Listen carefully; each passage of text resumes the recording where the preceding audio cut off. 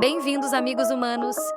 Este é o Conexão IA, onde humanos e máquinas aprendem juntos, conectando conhecimento e construindo o futuro com inteligência. Já deixe seu like e se inscreva aqui para receber nossas atualizações. Bora pro papo de hoje? É para acabar com o estoque de cafezinho no Brasil. A gente vai ter que começar a importar água para tu que beber no café da manhã. E você acha que a gente aqui em Minas está rindo à toa? Uva de queijo, símbolo da nossa cultura, virando artigo de luxo. Daqui a pouco a gente vai ter que pedir financiamento para comer um quitute. A situação tá mais feia que nota de R$ 3. Real! Batendo recorde de desvalorização, bolsa parecendo montanha-russa em queda livre e os juros de longo prazo. Só subindo. Mas calma, a gente tá aqui para te guiar nesse labirinto econômico. A gente vai entender os porquês dessa bagunça toda. Exatamente. A gente não vai só te mostrar o buraco. Vamos te dar pá para você entender como ele foi cavado e, quem sabe, até te ajudar a encontrar uma saída. Começando pelo nosso querido presidente Lula, que numa entrevista para o Fantástico soltou a pérola. Ninguém nesse país tem mais responsabilidade fiscal do que eu. Aí eu te pergunto. Eu te pergunto, com a economia nesse estado, como ele consegue falar isso sem dar uma risadinha? Parece piada, né?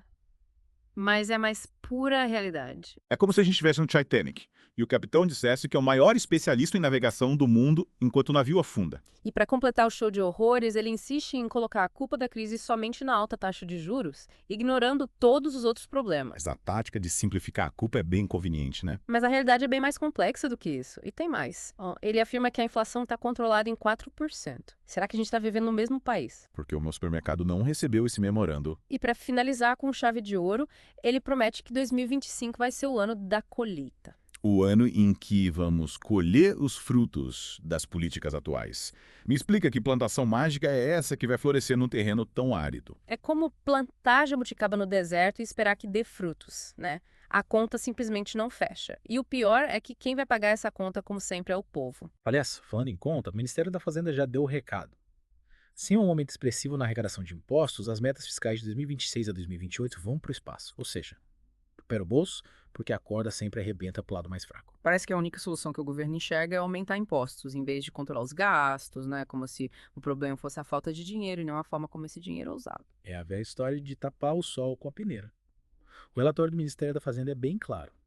Não há nenhum indício de que as despesas do governo estejam sendo controladas. E aí fica a pergunta: essa estratégia é sustentável a longo prazo ou é só jogar a sujeira para debaixo do tapete? Difícil dizer, né? Mas o que me preocupa é que essa falta de controle nos gastos públicos gera uma enorme desconfiança no mercado. E desconfiança, meu amigo, é um veneno para a economia. E essa desconfiança se reflete em todos os indicadores. O real despencando, a bolsa em queda livre, os juros nas alturas, é um efeito dominó.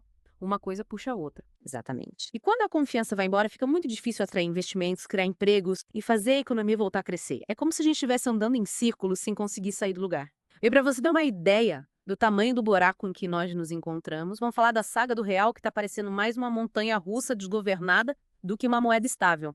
Você que acompanha de perto sobe, desce, nosso querido dinheirinho, conta pra gente essa história triste. Prepare-se para uma viagem turbulenta. Só em 2024 estamos falando de uma desvalorização de 25% do real. Para você ter uma ideia da gravidade, na pandemia a alta foi de 29%.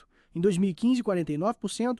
Em 2002, 53%. Uma verdadeira montanha-russa de emoções. Só que dessa vez a gente parece estar indo direto para o fundo do poço. Ele dá nó no estômago, né? E o Banco Central até tentou intervir, mas parece que as medidas foram como colocar um band-aid num cote profundo. O problema é muito mais estrutural do que conjuntural. Exatamente. A gente precisa entender as causas dessa desvalorização para poder encontrar soluções eficazes. Mas isso é assunto para o próximo bloco. Fica ligado que a gente volta já com mais detalhes sobre essa montanha-russa chamada real.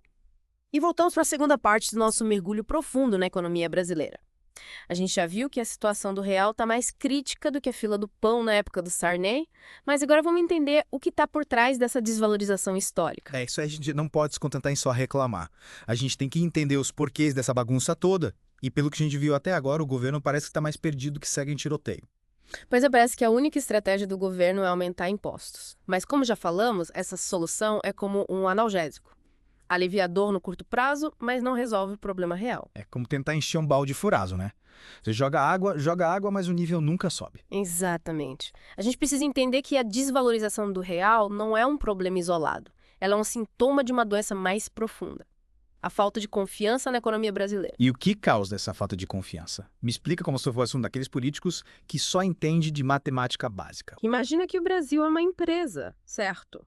Uma empresa que tem um histórico de dívidas, de gastos excessivos, de falta de planejamento. Tipo a minha geladeira depois do 15º do mês. Boa analogia. Pois bem, você como investidor colocaria seu dinheiro nessa empresa. Olha, sinceramente eu prefiro investir em umas ações da padaria da esquina. Pelo menos lá eu sei que vou ter retorno garantido em forma de pãozinho na chapa. Pois é mais ou menos isso que acontece com o Brasil. A falta de credibilidade do governo, a instabilidade política e a falta de um plano econômico consistente afastam os investidores. Ou seja, a gente está com a imagem manchada no mercado internacional e, como a gente sabe, a primeira impressão é a que fica. Exatamente. E essa falta de confiança se reflete na desvalorização do real. Afinal, ninguém quer ter uma moeda que está perdendo valor a cada dia, né? É como segurar uma batata quente, né? Você só quer se livrar dela o mais rápido possível. Perfeito. E aí o que acontece? Os investidores fogem para moedas mais seguras, como o dólar, o euro ou até mesmo o Bitcoin. E essa fuga de capitais aumenta ainda mais a pressão sobre o real, criando um ciclo vicioso de desvalorização. É a cobra engolindo o rabo, né? Yeah. Pelo jeito, o governo está mais preocupado em alimentar a cobra do que em cortá-la pela cabeça. É preocupante, né? A gente precisa de medidas urgentes para recuperar a confiança na economia brasileira e fortalecer o real. Mas que medidas? A gente já falou dos impostos e da gastança desenfreada do governo, mas mais alguma coisa que a gente pode fazer para sair dessa enrascada? Claro que tem. Sim. A gente precisa de um plano econômico consistente que ataque os problemas estruturais da economia brasileira. E para um plano de dieta para botar o Brasil em forma, é isso? É uma boa maneira de colocar. A gente precisa cortar a gordura, fortalecer os músculos e ter uma alimentação balanceada. Em termos econômicos, isso significa controlar os gastos públicos, fazer reformas estruturais que destravem o crescimento e criar um ambiente mais favorável aos negócios. Mas como fazer isso na prática? Me explica como se estivesse ensinando um político a usar o Waze. Primeiro passo. Definir um teto de gastos para o governo para evitar que a gastança continue descontrolada. Tipo aquele aplicativo que bloqueia o cartão de crédito quando você gasta demais? Exatamente. Segundo passo. Fazer reformas que simplifiquem a burocracia, reduzam os impostos e facilitem a vida de quem quer empreender no Brasil. Ou seja, menos papelada, menos impostos, mais liberdade para os empreendedores. Parece até um sonho, né? Pode parecer, mas é possível. E o terceiro passo, talvez mais importante, garantir a independência do Banco Central para que ele possa controlar a inflação sem interferência política. Entendi. É como dar autonomia para o Banco Central ser o xerife da economia, cuidando para que tudo funcione direitinho. Perfeito. Com essas medidas, a gente pode começar a recuperar confiança na economia brasileira e fortalecer o real. Mas é importante lembrar que não existe solução mágica. É preciso tempo e esforço e, principalmente, vontade política para colocar o Brasil nos trilhos.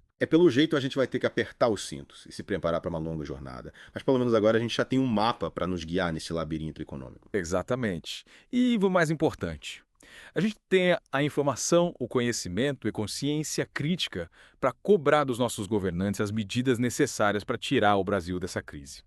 Já que a gente está falando em cobrar, vamos analisar agora as promessas do governo para 2025. Será que o ano da colheita vai chegar mesmo ou a gente vai colher só abacaxi? Fica ligado que a gente volta já para desvendar esse mistério. Tá curtindo o nosso bate-papo? Aproveita para tomar aquele cafezinho e deixar o like. E não esqueça de se inscrever aqui. Bora continuar. E voltamos para a última parte do nosso mergulho profundo na economia brasileira. A gente já desvendou os mistérios da desvalorização do real, explorou as causas da falta de confiança na economia e até elaborou um plano de dieta para botar o Brasil em forma. Mas ainda falta responder a pergunta que não quer calar. 2025 será mesmo o ano da colheita, como prometeu nosso querido presidente Lula, ou a gente vai colher apenas um belo abacaxi? Essa é a pergunta de R$1 milhão, né? Ou melhor, de R$6.200.000, considerando a cotação atual.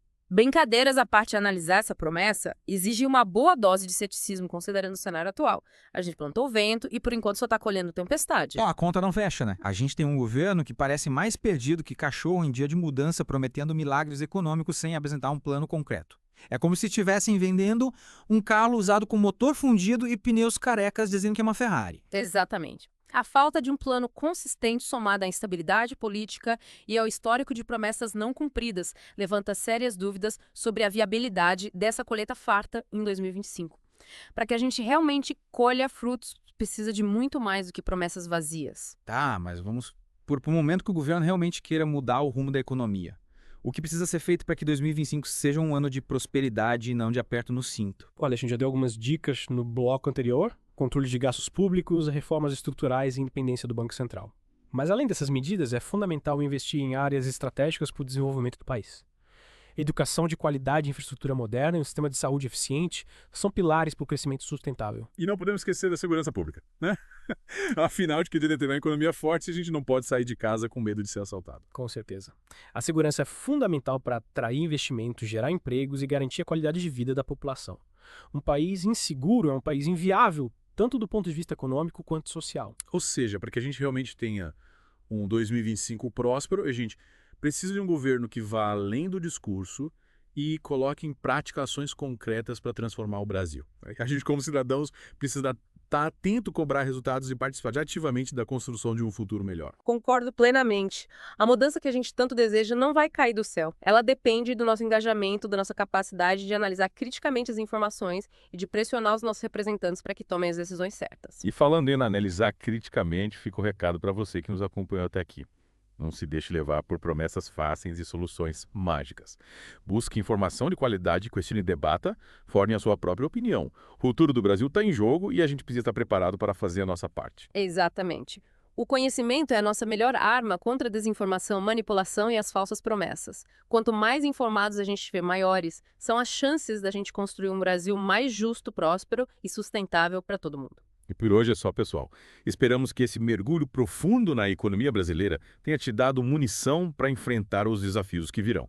A gente se vê no próximo episódio do The Deep Dive. Até lá, fique ligado. Ligados à conexão, papo de inovação, Bit Byte na missão e a na discussão, geopolítica, economia.